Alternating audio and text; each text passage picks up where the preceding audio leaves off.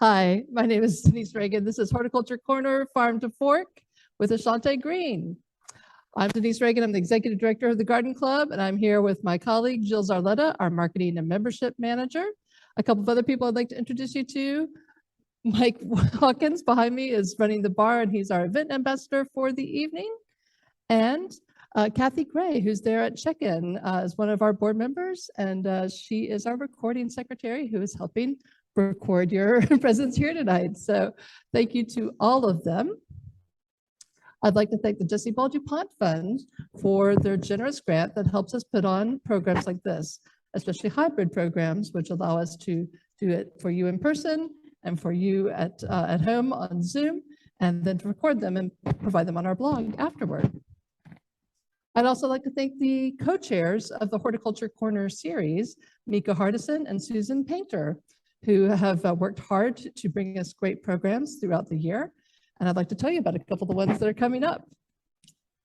In November, my goodness, is it October? It is October. Who's freaking out? I am a little bit. So in November 1st, we have Tim Armstrong with Mad for Mushrooms. Who's interested in growing mushrooms? I know I'm interested in eating them. That's my favorite thing to do with them. But if you want to learn how to grow them or just want to know a little bit more about mushrooms, I encourage you to attend Mad for Mushrooms on November 1st. And then on December 6th, we have Nicholas Freeman of Waka Palatka and his Go Native program. His business is all about native landscaping. He's going to tell you about native plants that you can use in your yard to be more Florida friendly. So that is on December 6th. I want to tell you about something really exciting that the Garden Club has been involved with. This is our second year. It's the Greater Jacksonville Agricultural Fair, the Horticulture Show. How many of you know that the Jacksonville Fair puts on a horticulture show every year? Some sort of hands, right? Well, it's a really cool thing, and it's free to enter. And I bet all of you probably have one plant that you think is really awesome, and you should enter it because it costs nothing to enter it. And plus there's prize money and bragging rights, right? So two great things. And so November 1st is when you can enter. And we have these ready for you at the check-in desk. And if you're at home, we have a link for you to download them. And it tells you all about the ways to enter. All the categories are on the back. So if you have a plant, I bet it's one of these because pretty much every plant is represented here. And they're due November 1st at the fairgrounds. And we will be there checking in your plants. And we want to get lots and lots of entries. It's so much fun to see everybody's plants. The judging happens the next day. And then during the show for the rest of the fair, which is November 3rd through 13th. And you can go and you know, brag about what you won. And there's also a audience favorite award. So you can go and tell your friends to vote for your plant. So lots of opportunities to have fun in that. So please look into the horticulture show at the Jacksonville Fair. If you're not a member of the Garden Club, it is my duty to remind you that you can become a member of the Garden Club. If you're interested in membership, it's really easy, it takes no time at all, and there's lots of great benefits to it. You can talk to me, you can talk to Jill, our membership and marketing and membership manager, too many M's, triple M's really, and we'd love to talk to you about it. You can go to our website and click on the link and join in about 5 minutes. All right, now it's my distinct pleasure to introduce you to our featured guest for the evening. Green is her name, and so is her life. Ashantae Green is a politician, architectural designer, farmer, and advocate for equity and healthy, resilient communities. As an elected commissioner of Duval Soil and Water Conservation District, Green works to plan, implement, and facilitate programs, projects, and best management practices that promote agriculture and the conservation of natural resources in Duval County. Green is also the owner of FARMERY, a farm-to-fork bakery and bodega located in historic Springfield, and Green Legacy Farm, a family community farm dedicated to equity, regenerative agriculture, food sovereignty, and growing the next generation of farmers and food system leaders. If you have questions for Ashantae and you're on Zoom, please put them in the chat so that we can pose them to Ashantae. And if you're here in person, we have a microphone for you to speak into, Jill will bring it around. And if we don't capture it on the recording, which we really do, we'll ask Ashantae to repeat it so that we can capture it that way. All right, so now without much ado, I give you Ashantae Green.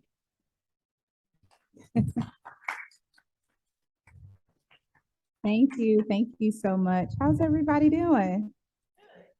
I'm doing good. Said it a little quiet. You're doing good? All right.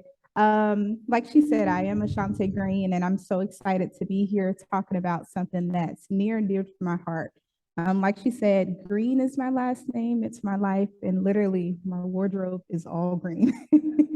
So I'm going to go ahead and talk to you about what the Farm to Fork movement is and how I'm involved in Jacksonville and how you can get involved too. All right, we already did the introduction, but why not a slide with the beautiful picture, right? Go ahead to the next slide.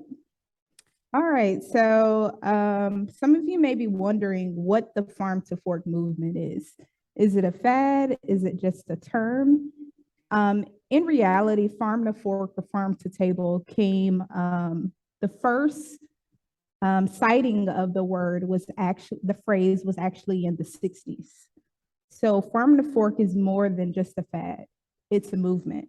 In reality, we really need a sustainable food system to solve the current food issues we have today and the food issues we'll have tomorrow.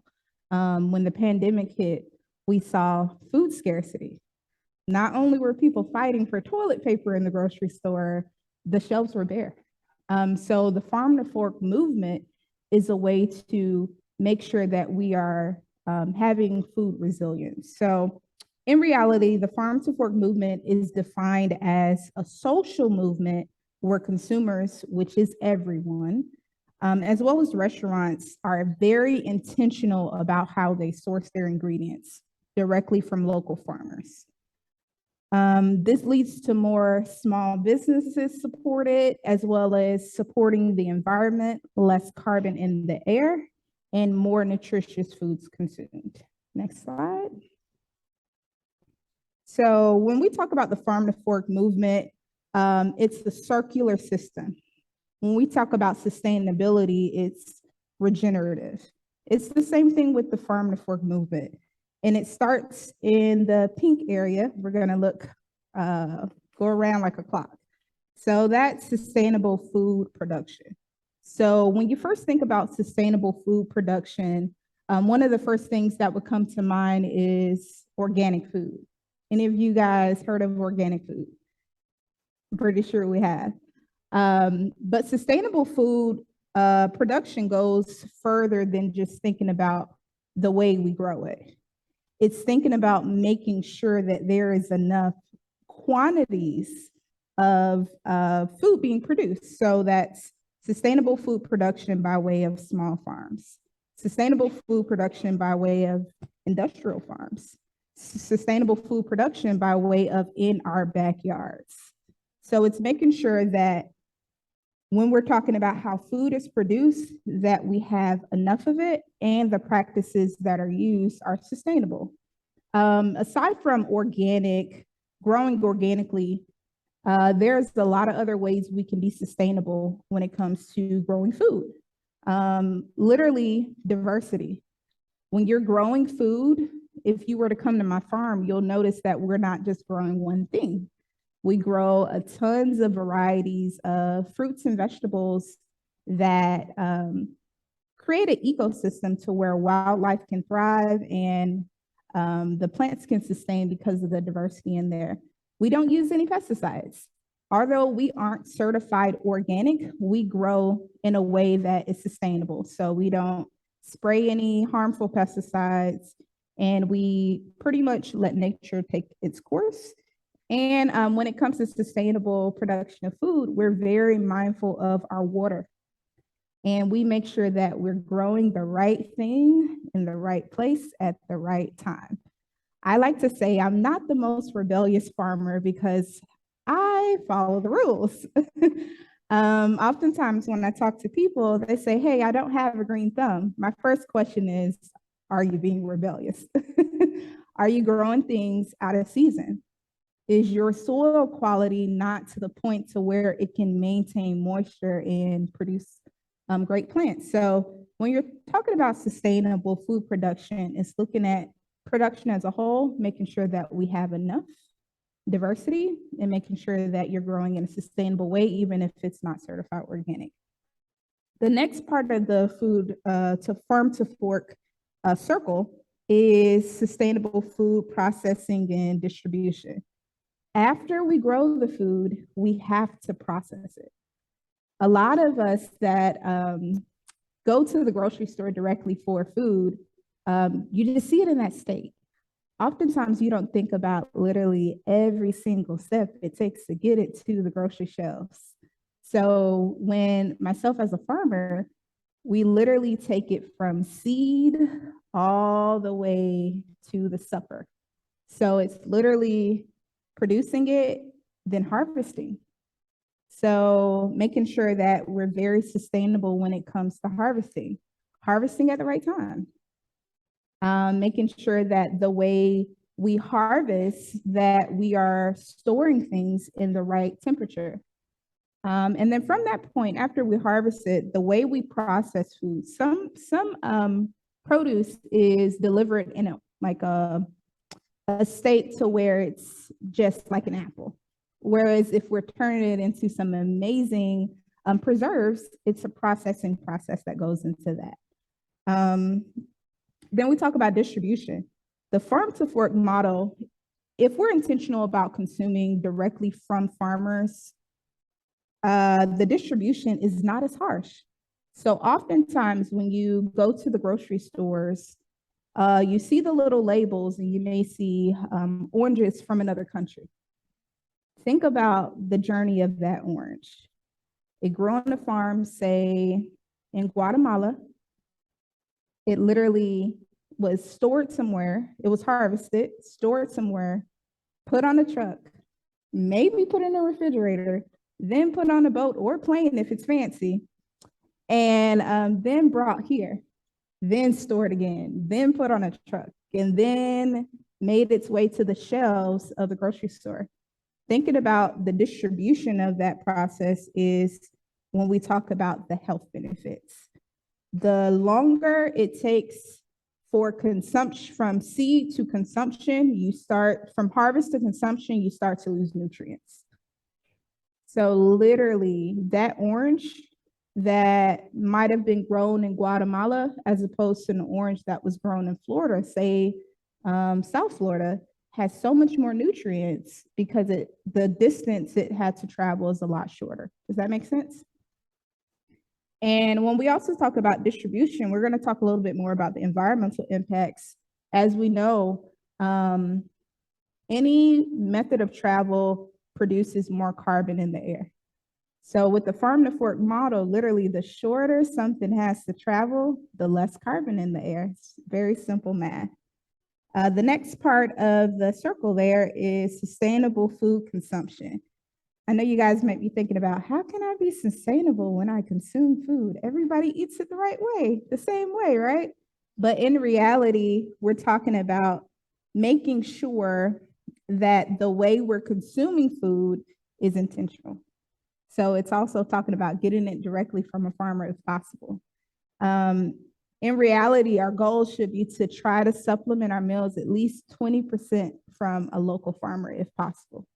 In fact, we have 366 farms in Duval County based on the last 2017 Census of Agriculture. And since 2017, I can only assume that that has risen or fluctuated due to the amount of people getting involved in agriculture.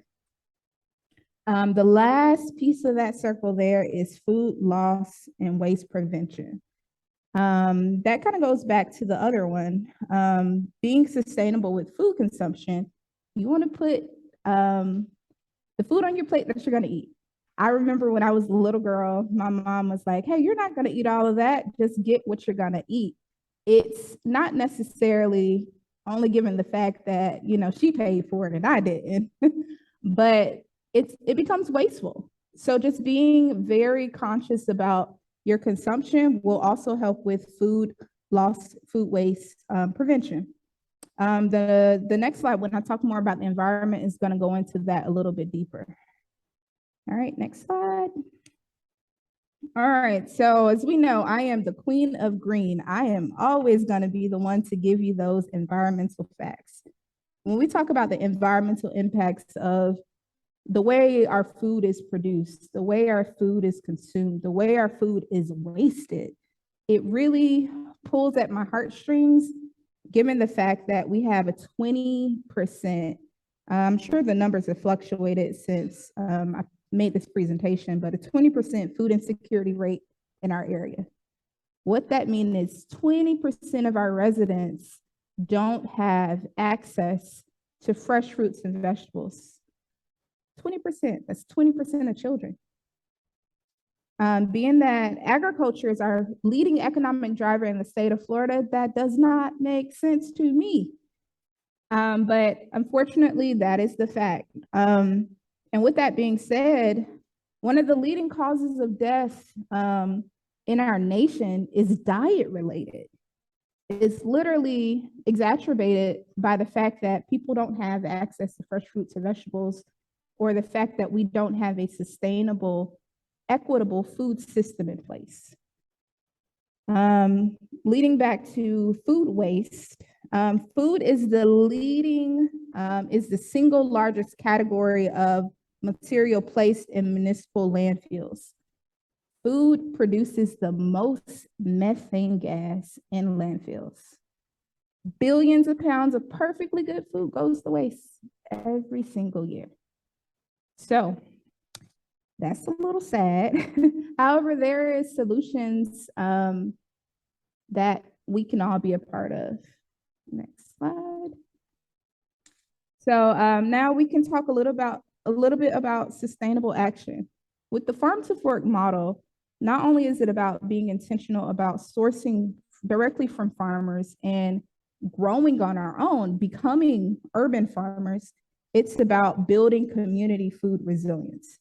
It's literally making sure that if I-95 and I-10 was shut down in Duval County, most people don't realize we have enough food for 3 days to survive. 3 days, and that's not even talking about the neighborhoods that don't have grocery stores. They have even less. So it's making sure we're having conversations and being involved in how to become community food resilient. So number one is we must unite to grow together. This picture I have here is a roundtable I did with some food leaders, business professionals, nonprofits, individuals, and it's just people that want to come together to be a part of a resilient food system model in Jacksonville. Some of them are here. I want to give them a shout out for coming here to be a part of that. So that's something that we can do together, just being a part of growing together and having conversations. The fact that I'm a farmer, some of you may be farmers, some of you may be gardeners, we have to unite to know that my farm does not have enough resources or food to feed the almost 1 million people in Duval County. It's literally putting aside the concept of competition, but uniting to be a part of the solution, because every single body has to eat. Food, I find, is literally one of the things that connects us, and unfortunately, it has been used as a tool to divide us as well. So definitely now's the time to get together. And being a part of community food resilience is literally growing where you are.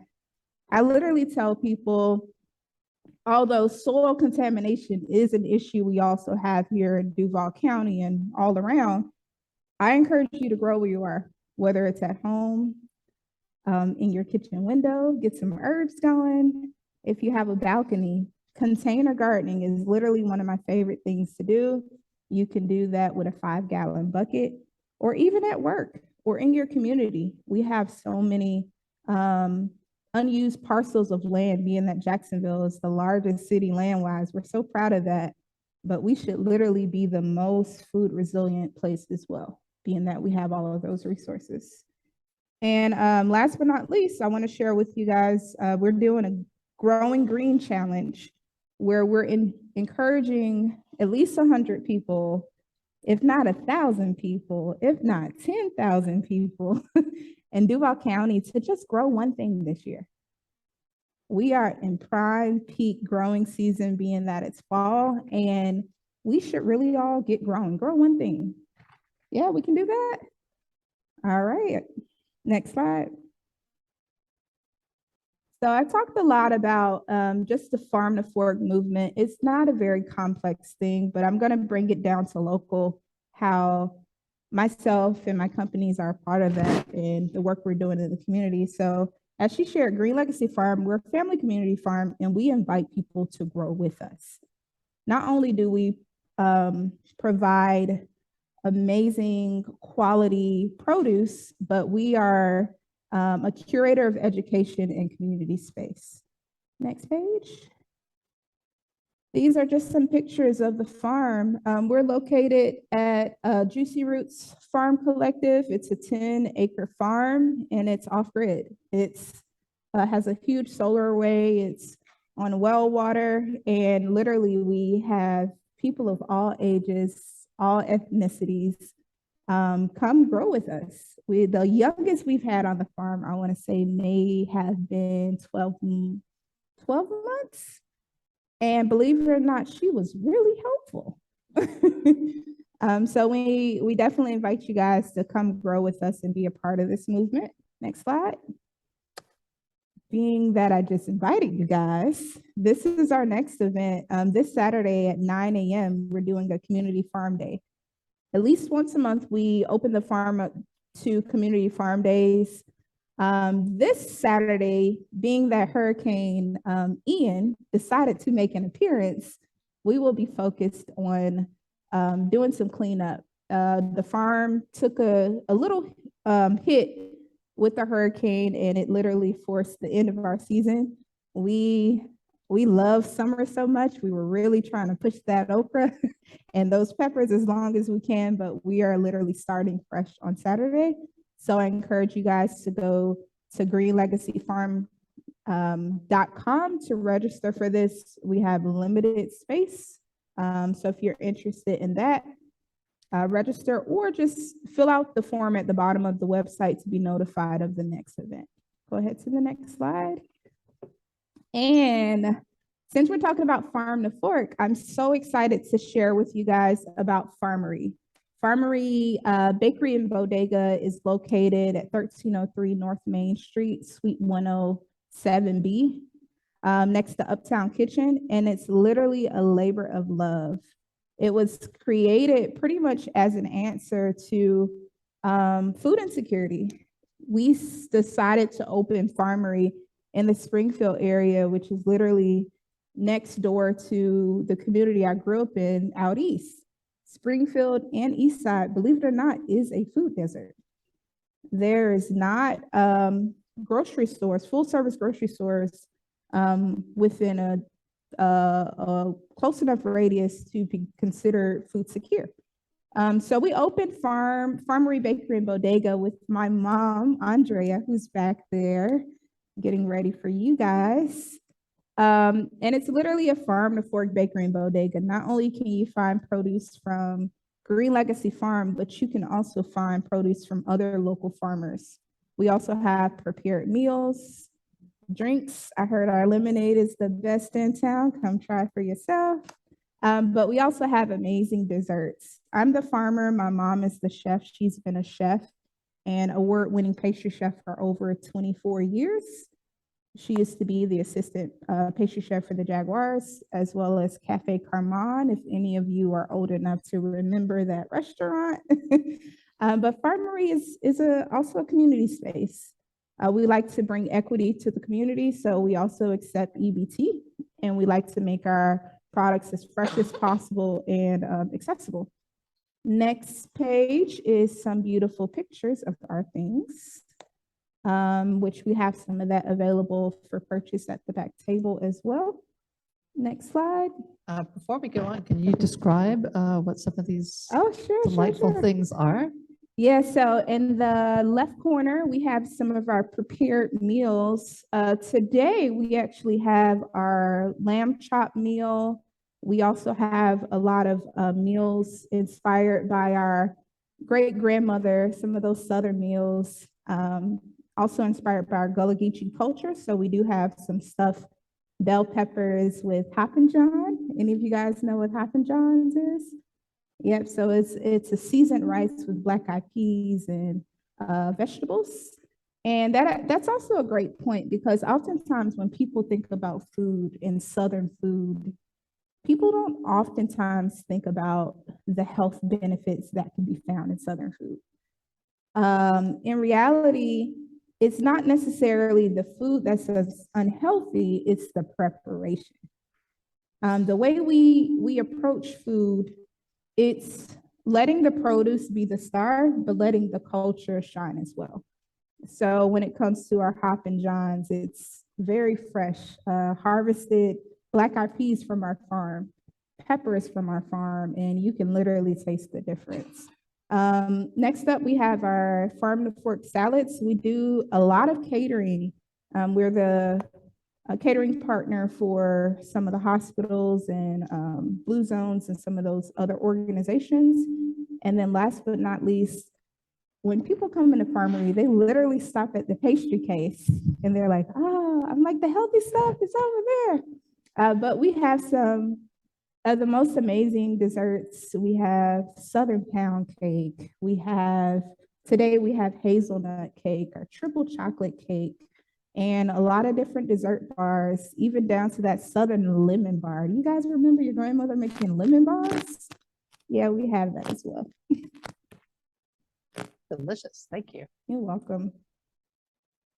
All right, and more on FARMERY. So our grand opening date is set for October 21st, but we are having our soft open days that has a limited amount of what we are offering to the community. So that's Saturday, 12 to 6 p.m. and Sunday, 10 to 3.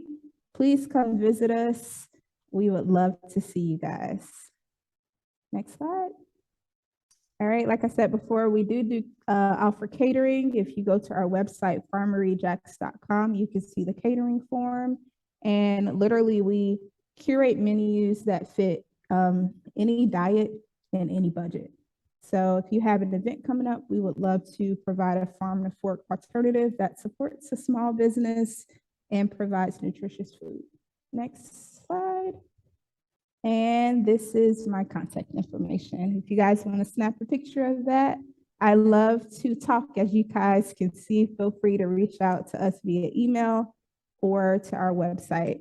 So that's my presentation. I do encourage you guys that are in person. Sorry for you guys that aren't. We do have an array of farm to fork meals that you guys can try. We are doing a limited special for tonight. It's a $25 you pick special. So it comes with a full meal, a drink, and dessert of your choice. That can be purchased over there. We do also have our Bloom Blends. It's the tea that we grow on the farm. I don't know if any of you guys have tried our hibiscus tea lager that we released on Earth Day, but it was made out of the tea we have for sale over there. But let me know if you guys have any questions. I look forward to taking some questions now. Yeah, wonderful. Thanks so much. Okay, so I know that there's some questions out there on Zoom that are being typed in as we speak, but we'd love to get some here in the audience as well. So don't be shy. Yeah, raise your hand.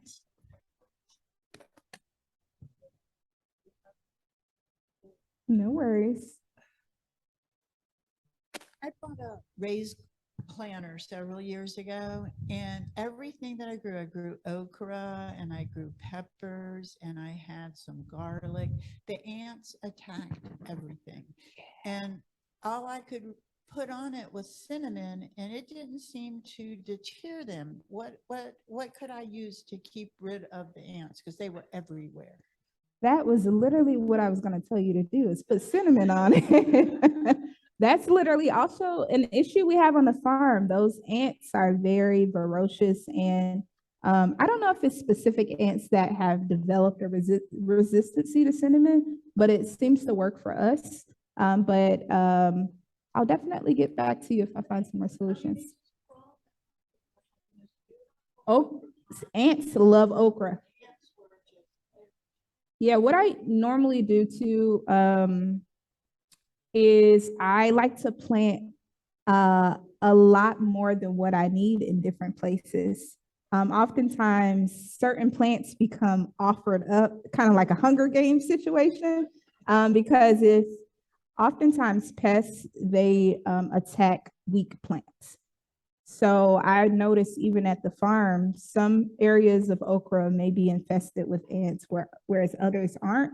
So sometimes it could also be a sign of a nutrient deficiency or like a watering issue too. You're welcome. Hi. Hey. So, if I can offer a suggestion, I had an issue with ants a few years back, and I used neem oil and wiped them out. Gotcha. Yeah, I haven't tried neem oil on that. I was doing some farming with some kids. I worked for an after-school program. Could you repeat that? What was it you used? Neem Neem oil. oil, NEEM. But okay, so you mentioned that you grow with a polyculture as opposed to a monoculture. So what are challenges and benefits that you've seen with that? Yeah, very good question. So I would say some of the challenges to growing the way we do exhibit to your question is not everything is edible for us.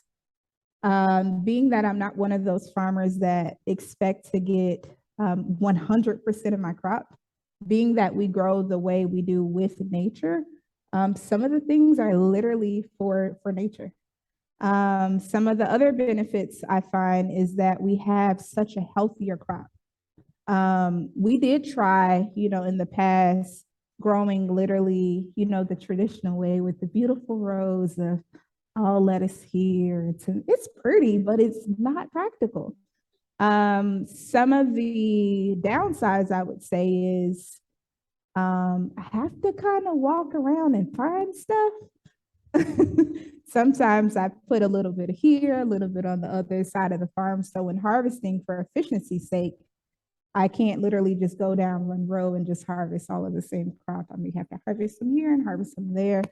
Other downsides, some people that come to the farm, I have to take time to explain it a little bit further, because oftentimes when we see farm glamorized, it's literally the traditional clean rows and clean beds. But once we take some time to explain it, most people understand. Any other questions? I have a couple of questions on Zoom here. So one is from Daryl Williams. He says, would you be open to opening your farm to our homeschool group, or would you suggest the community day events that are held? Oh, yeah, definitely. Email me, hello@greenlegacyfarm.com for farm things specifically, and FARMERY@greenlegacyfarm.com for farm to fork stuff. But we do host small groups and field trips. We host the Boys and Girls Club. We host some Girl Scout groups. So the community days are open to everyone, but if you do have a group of enough people, we can schedule some time with my team for sure. Wonderful. And so Jasmine asks, what qualifications will you be looking for to be able to work at FARMERY Bodega? Oh, good question. We're growing for sure. We are a family business, so literally everyone in the family has a job, even down to my 9-year-old son. But eventually we will open it up to the community. I'm not sure exactly based on specific qualifications, but definitely your energy has to match, and you have to be very personable, because the customer experience is so important. Being that Farm to Fork is a movement and we want to kind of revolutionize the way we look and experience food, we want to make sure that someone that's working with us is on the same note, as well as we'll be hiring at Green Legacy Farm soon as well. I have a personal question. Yes. And I know that you have definitely worked with some people on permaculture concepts in the past. And I wonder if you're trying to use any of those things that you've learned through that work on your farm. Yeah, very good question. So our farm is set up kind of like a demonstration farm. Literally, as I talk and I tell people to grow where you are, we literally are in the process of creating spaces that are demonstrations of that. So right now, if you were to go to farm, you'll see like the traditional market garden to where it's rows. But we are working with Joshua of Native Jacks to put a food forest out there, as well as some container garden areas, as well as some raised beds. So we want people to be able to come to the farm and literally be able to try out different types of growing and be able to take the education they learn there and take it to wherever they are. When it comes to permaculture, I love permaculture because that's a lazy way of gardening, but it's literally one of the most sufficient ways because it's literally working with nature and there's principles assigned to it, and it's making sure that you have that diversity that we spoke about before. Wonderful. Another question, do you hold any education classes like how not to kill your tomato plant type of class? I haven't had one labeled that, but I get so many questions about tomatoes. We do a lot of workshops. We have an intro to farming workshop, which we have a video of that on our website. We do container gardening classes, also seed saving. We have seed parties. And literally, we have a intro to farming series that has so many different classes, and we're going to start that series back up in the fall. So I would say definitely go to greenlegacyfarm.com, put your information in at the bottom, and also follow us on Eventbrite so you can see every time we do those workshops. But again, if you have a group, if you want to do like a garden baby shower, it's a thing, or a group of people that you can get together. Like I said, if it's enough people, we can put on curated classes and workshops. I have another question for you, a personal question. Do you have any information or things that are happening in the Duval Soil and Water Conservation District? Such a mouthful that you wanted to share today? Yeah, good question. So I like to keep my hats separate, but specifically to Duval Soil and Water, one thing I'm very excited to share about is a project called Regeneration Park. If you were to go to duvalsoilandwater.com, that's a mouthful too. On the corner of 3rd and Moncrief, we are doing a community demonstration project where we're using biology to remediate soil. Like I said before, soil contamination, soil degradation is an issue we have in Duval County, and we are literally using some of the principles of permaculture as well as using fungi and a lot of other biology to kind of remediate the soil and make it usable again. So definitely encourage you guys to venture to 13th and Moncrief and follow Duval Soil and Water Regeneration Park on Facebook to learn more about that. Wonderful. Oh yeah, there's a question back there.